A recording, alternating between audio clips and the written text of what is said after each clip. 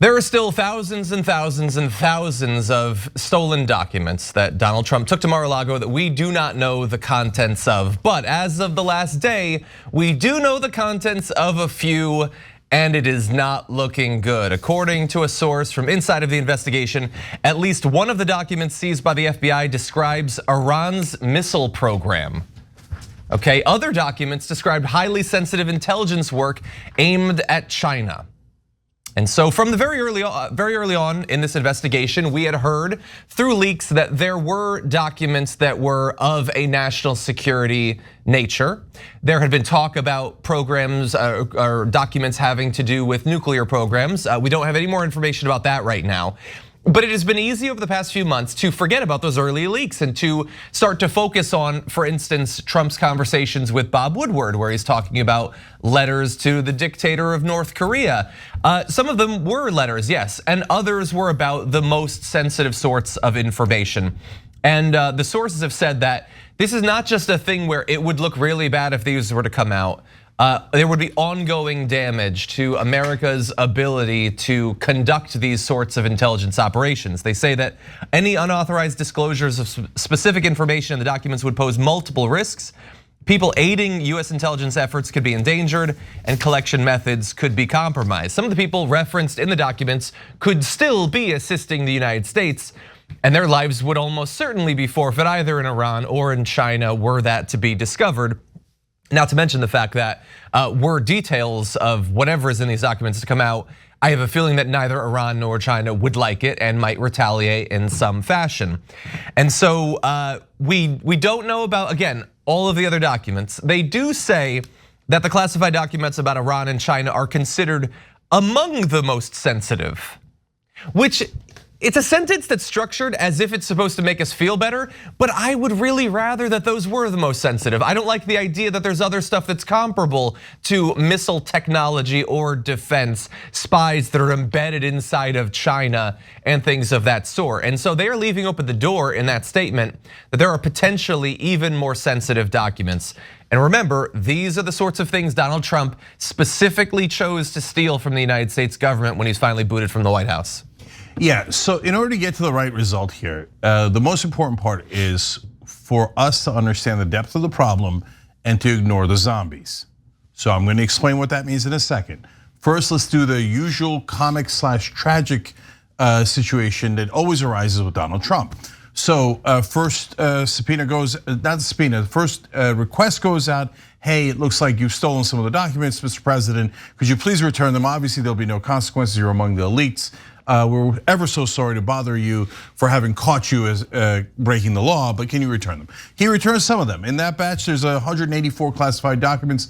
25 of them are top secret. The archives are like, geez, this is crazy. Why did he take these home? This is terrible, ridiculous. No, wait a minute. I don't think this is all of them, right? Then they ask him again, and this time, think about it, guys. I mean, forget the right wingers. I'm just talking to independents, okay? The right wingers are the zombies. I'll get back to them. Why? Then he turns over another 38 classified documents, and 17 of them are top secret. Why didn't he turn over that second batch with the first batch? Weird. Right? Like, why is he constantly trying to hold on? Then the archives are like, Jesus, I don't think this is all of it either, right? So then they send somebody down there because Trump's like, oh, what? I'm cooperating, right? I gave you everything already. What do you want, right? So they go because they have internal sources. They go to the storage room and there's boxes that look like just like the other boxes that held classified information. And Trump's guys are like, yeah, those boxes are not the same as the other boxes and you're not allowed to look. We're not allowed to look.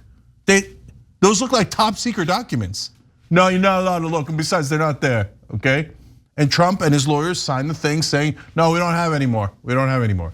And then you see on tape at Mar-a-Lago them moving the boxes afterwards, yep. Right? Because Trump told them to move, and the inside sources say, yeah, Trump told me to move them after he told you there weren't any more documents. That's unbelievable lies, right? And then they raid, and then they find all of these new documents, tens of thousands of documents. So many of them classified, so many of them top secret. And now we find out, oh my God, as we were worried, It's the top secret information related to weapons programs of Iran and China. It just really, and our potential spies in those countries whose lives are endangered. It just doesn't get any worse than this. And so now that returns us to the zombies. In a rational world, guys, that's it. We're done with it. You arrest Donald Trump, and you follow the regular course of law, rule of law and order, right? No, there's a third of the country that goes, nope. He magically declassified them by thinking about them. And besides, the FBI planted them, even though he says they were there, and that they were messed up his already organized documents. And besides which, it was the ghost of Hugo Chavez. So, but what we're doing, and this is very, very, very important, is we're wasting time arguing with zombies. So if you're a prosecutor, you're a bureaucrat, you're a legislator, whoever you are in government today, you must protect democracy. And if you let them keep breaking, this is how fascists test the system. They test, they test, they test. What can we get away with? What can we get away with? Hey, why don't I steal the national secrets? Maybe I sell the national secrets. What can I get away with? What will they let me do? Because if I get back into power, what if I steal the whole country? I just say there is no more democracy. They let me get away with everything, right? So you must uphold the law. Don't do anything unfair. Don't arrest people that didn't do anything wrong. That's mental. That's what the other side does. But when someone breaks the law, you must uphold the law. If you don't, they're gonna breach the walls. Fascism isn't coming, it's here. All right, Adrian. Yeah, without a doubt, it is very much here. And just, hearing this news today was incredibly sobering. It's not anything that I had not fathomed in some way, given how terrible he is as a human being and how much he's willing to sell out the US government and the US people for whatever will fill his coffers. But just the degree of treason, this ode to espionage, the trash that is Trump, it just keeps hitting. And the fact that there are people out there in the field right now who are working to secure, hopefully maybe even getting some of this information, gathering more intel, or they are now put in jeopardy. It's a potential of lives out there of people who could be put at risk for harm, because who knows who Trump has shared some of this information with. But we know that he had stolen this information. He's stolen documents. And as you noted, Cenk, he's continued to push the system.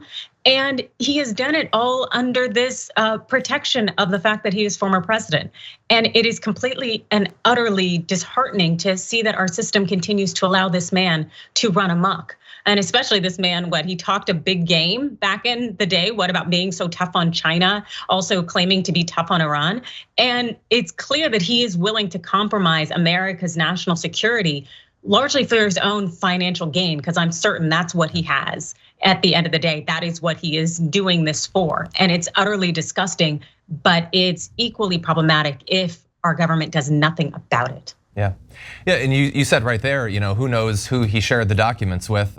We also don't know that he even knows who saw those documents. I mean, he just left them in boxes in a storage room that wasn't locked. Stuff about weapons technology and who our spies are and how they operate. He doesn't even necessarily know who might have wandered from the ballroom over into that storage room, took a few little quick pictures or took the documents and then walked away. Maybe they emptied out some folders. Maybe that's why they were empty folders. And the only thing I would add to what you said, Cenk, was you sketched out the multiple levels of this where he kept holding on to more documents. There is the one extra layer that the DOJ says they still haven't accounted for all the documents. They still think he has more. You talked about them loading the boxes onto the plane. We have no idea where those documents went. We might never find those. I mean, maybe the DOJ is wrong, or probably they're not, and God only knows where the documents are now. Even after being raided, and there's an investigation, he didn't turn over all the documents. Now, normally at this point, I would just move forward to these next couple of elements, but I want to ask a very serious question to the panel. Do we care about Donald Trump's response to this most recent development? I'll read it if you want, but I don't have to. But the reason why it's relevant, John, is because remember, for the zombies, all the facts that we just gave you that are absolutely indisputable are irrelevant. They're just gonna listen to the dribblings of their mad king that John's gonna read for you now, because I won't read it. Because guys, here's the thing you gotta understand is about the zombies. They genuinely think that what John's about to read you is true. Because a lot of people in DC think, oh, they don't really think that. No, they don't really, no. Yeah. You're just projecting. No, they do actually believe this. Yeah. And that's why it's so dangerous. Okay, yeah, well, and look, one reason to believe that it could be true is I found it on a website called Truth Social. Oh, well, there you go. So that sounds pretty reputable. Yeah. So with that said, and it's a truth. It's not a tweet. It's a truth. It's just right there in the name. It's perfectly Orwellian. Anyway, here is his response to this revelation, which is definitely true. He says the FBI and the Department of Justice, which paid a man $200,000 to spy on me and offered a $1 million bounty to try and prove a totally made up and fake dossier about me, they went down in flames, are now leaking nonstop on the document hoax to the fake news. Who could ever trust corrupt, weaponized agencies, and that includes NARA, who disrespects our Constitution and Bill of Rights to keep and safeguard any records? That doesn't even sound like him. I don't think he wrote that part. But he goes on to say they've lost millions and millions of pages of information from previous presidents. And then he decides, like 50% of the time, he thinks that the other side planted stuff, and then 50% of the time he doesn't. Today's a planting day, and so NARA planted the documents in Mar-a-Lago, I guess, or subtracted from documents. I have been thinking about that all day, and I have no idea what he means by that. Yeah. Look, what do you mean they subtracted from the, like, but then they're not missing it because they have it, and they can't claim that you had it since they subtracted it. So I don't know what that means. Of course, he doesn't know what that means. But to be fair to Trump, we've interviewed a lot of Trump fans, and they like that hodgepodge explanation. They like things like that because one of them thinks, oh, they obviously planted it. And the other one thinks, fake news, document hoax, and doesn't know what that means. The other one thinks, well, of course they erased the documents. And you're like, but what does that mean? It doesn't matter. It doesn't matter to them. The God Lord Trump said it, so it is decreed as such. Yeah. And so they just cherry pick whichever one they want. I mean, guys, think about it. The end of that quote was, we will never know, will we? Wait, if you didn't do anything wrong, you would know. And then you would tell people, especially you. You would tell everybody you didn't do anything wrong, right? Instead, he ends it with, I guess we'll never know. No, that's what a guilty guy says. Because he's like, I bet you can't find out, right? But guys, this goes back to my thing about debating with the zombies. I think, and maybe I'm wrong, but I think the Department of Justice, the FBI, archives, you name it, everyone who's charged with prosecuting this is scared out of their minds. And they're scared because, oh, what if Trump's zombie army attacks? And they say that we're not being fair enough. Did we actually delete negative minus the documents? I don't know what that means, right? And so, no, stop responding to them. It's like Albert Einstein debating with third graders about physics. And he's like taking them seriously. He's like, well, okay, what do you think E equals? Right? No, they're zombies. Move on, enforce the law. Don't go an inch above the law. That would be crazy. We don't want to do things that are wrong while we're trying to fight the bad guys, okay? But you must have the courage to go forward and uphold the law. Adrian, last word. Yes, okay, so I will definitely say he did not write that little Truth Social post because it was grammatically correct and I don't think there was a spelling error. So, and also the words were probably at what, a New York Times, 12th grade level. It's just not him. But what also seems to very much be not him is being forthright in any way, which is very much how he plays things. But it is extremely, extremely apparent that DOJ is very concerned about actually pushing and moving forward. The leash that this man has is so incredibly long. Are they going to do anything in terms of Trump? Because the evidence is mounting up so much that how can you not start questioning the integrity of the Department of Justice when they have so much evidence against Trump, yet they are not doing anything? And I'm sure they are working on the case behind closed doors without a doubt, but my God, if anything, slap some handcuffs, perp walk him, do something that says to the American people that failing to follow the law will produce consequences, because otherwise he's still out here running amok. Who knows what he's doing, who he's talking to. I'm sure he still has that Secret Service detail, but my God, I just don't trust anyone at this point in time. But I would hope to trust in our justice system that they will actually move forward with prosecuting him and maybe do it post haste. Yeah, you know what, come to think of it, you guys convinced me that the back half is totally written by a lawyer and not him. Because that's why they say, I guess we'll never know, will we? Because the lawyers know he's lying. So as a lawyer, they can't write down, it's fake, it's wrong, they're lying, they can't write it down. So they refer to, I guess we'll never know, will we? Right, guys? We created enough doubt. Yeah. Because that's how lawyers think, right? That's how defense counsel thinks. And at this point, there's only one place where, and I don't know how long this is gonna last, where you can't actually lie and get away with it. That's courts. If you go into court and you lie, there are consequences. Alex Jones kind of found that out, didn't he? Right?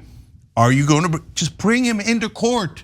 Just have him say anything. Have him say, good morning. He'll lie. He'll be like, you'll bring him in on a Wednesday, he'll be like, good morning, it's a Saturday.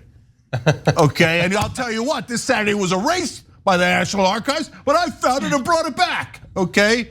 So just bring him into court, he's broken half a dozen laws.